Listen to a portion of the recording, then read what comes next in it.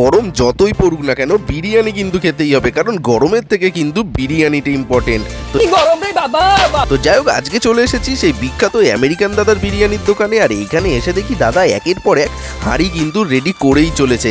আর সব থেকে বড় কথা, এখানে দুখানা উনুন, আর তার পাশে দাঁড়িয়ে দাদা বিরিয়ানি রেডি করে চলেছে। আর এই কাঠের উনুনে যে ধোঁয়া বেরোয় না বস, সিরিয়াসলি চোখ থেকে কিন্তু লিটার লিটার বালতি বালতি জল বেরিয়ে যায়। আর দেখো, প্রত্যেকটা মানুষের মধ্যে কিন্তু একটা জানার কৌতূহল অবশ্যই থেকে যায় যে ভালো কোনো রেস্টুরেন্টে বা ভালো কোনো জায়গার বিরিয়ানির হাঁড়ি কীভাবে রেডি করে। আর সেইটাই আজকে তোমাদের সামনে তুলে ধরার চেষ্টা করছি, মানে আমার পক্ষ থেকে যেইটুকু সম্ভব সেইটুকু তুলে ধরছি, কারণ সবার তো একটা সিক্রেট বলে একটা ব্যাপার থাকে বা পার্সোনাল বলে একটা ব্যাপার থাকে।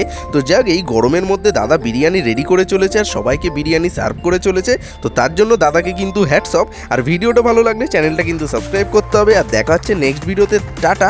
আর তার আগে একটাই কথা বলবো, গরম যতই পড়ুক না কেন বিরিয়ানি কিন্তু খেতেই হবে।